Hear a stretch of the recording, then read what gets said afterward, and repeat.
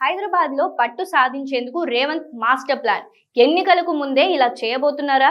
Telangana municipal ఎన్నికల ఫలితాలు రాష్ట్ర రాజకీయాల్లో కొత్త ప్రకంపనలు సృష్టిస్తున్నాయి. రాష్ట్ర వ్యాప్తంగా ఉన్న 116 మున్సిపాలిటీలు, 7 మున్సిపల్ కార్పొరేషన్లలో జరిగిన ఎన్నికల్లో కాంగ్రెస్ పార్టీ ఏకంగా 1500కు పైగా వార్డులను కైవసం చేసుకుంది. 90% పైగా మున్సిపాలిటీలలో అధికార పార్టీ జెండా ఎగురవేయగా, ప్రతిపక్ష బీఆర్ఎస్ కేవలం 772 వార్డులకే పరిమితమైంది. పట్టణ ప్రాంతాల్లో కూడా ప్రభుత్వ పథకాలు, రేవంత్ రెడ్డి పాలనపై ప్రజలు నమ్మకం ఉంచారని ఈ ఫలితాలు నిరూపిస్తున్నాయని ఆ పార్టీ నేతలు అంటున్నారు. అందుకే హైదరాబాద్ లో కొత్తగా ఏర్పాటు చేసిన 3 కార్పొరేషన్లలో గెలవడానికి ప్లాన్ చేసుకుంటున్నారు. దశాబ్ద కాలంగా పట్టణ ఓటర్లపై తిరుగులేని పట్టున్న బీఆర్ఎస్ ఈసారి భారీగా నష్టపోయింది. 90% మున్సిపల్ కౌన్సిళ్లపై నియంత్రణ కోల్పోవడం ఆ పార్టీకి పెద్ద దెబ్బ. అధికారంలో ఉన్నప్పుడు చేసిన అభివృద్ధి పనుల కంటే ప్రస్తుత ప్రభుత్వ గ్యారంటీలకే ప్రజలు ఆకర్షితులయ్యారని స్పష్టమవుతోంది.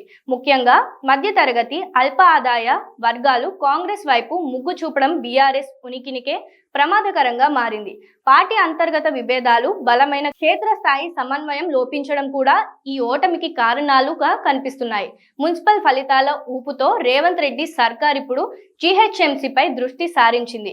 2026 చివరిలో లేదా 2027 ప్రారంభంలో జరగనున్న గ్రేటర్ ఎన్నికల కోసం ప్రభుత్వం భారీ వ్యూహాన్ని అమలు చేస్తోంది. ఇందులో భాగంగానే జీహెచ్ఎంసీ పరిధిని ప్రస్తుతం ఉన్న 650 చదరపు కిలోమీటర్ల నుంచి 2000 చదరపు కిలోమీటర్లకు పైగా విస్తరించే ప్రతిపాదన తెచ్చింది.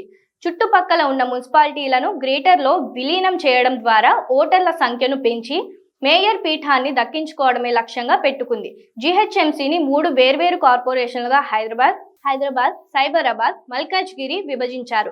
గతంలో వైఎస్ఆర్ అనుసరించిన ఫార్ములాను రేవంత్ అమలు చేస్తున్నట్లు రాజకీయ విశ్లేషకులు చెబుతున్నారు. రాబోయే 3 కార్పొరేషన్ల ఎన్నికలలోపు నగర రూపురేఖలు మార్చాలని ప్రభుత్వం సంకల్పించింది. మూసీ నది పునర్జీవనం, మెట్రో ఫేజ్ 2 విస్తరణకు 2787 కోట్ల కేటాయింపు, బంజారా హిల్స్ నుంచి శిల్పా లేఅవుట్ వరకు కొత్త రహదారి నిర్మాణం వంటి ప్రాజెక్టులను వేగవంతం చేస్తోంది. ఈ భారీ ప్రాజెక్టుల ద్వారా విశ్వనగరం క్రెడిట్ ను తను ఖాతాలో వేసుకోవాలని కాంగ్రెస్ యోచిస్తోంది. ప్రజలకు మెరుగైన సౌకర్యాలు కల్పించడం ద్వారా నగర ఓటర్ల మనసు గెలవాలని ప్రభుత్వం పట్టుదలతో ఉంది. ప్రస్తుత ఫలితాల నేపథ్యంలో బీఆర్ఎస్, బీజేపీలు తమ వ్యూహాలను మార్చుకోవాల్సిన అవసరం ఉంది. కేవలం విమర్శలకే పరిమితం కాకుండా కాంగ్రెస్ దూకుడును అడ్డుకోవడానికి బలమైన నాయకత్వం, స్థానిక అజెండాతో ముందుకు వెళ్లాల్సి ఉంటుంది. ముఖ్యంగా బీఆర్ఎస్ తన పాత కోటాను కాపాడుకోవడానికి నగరవాసుల్లో మళ్లీ నమ్మకం కలిగించాల్సి ఉంది. ఈ త్రిముఖ పోరులో రేవంత్ రెడ్డి సర్కార్ వేస్తున్న ముందడుగులు విపక్షాలకు ముందు గడ్డు కాలం మిగిల్చేలా ఉంది.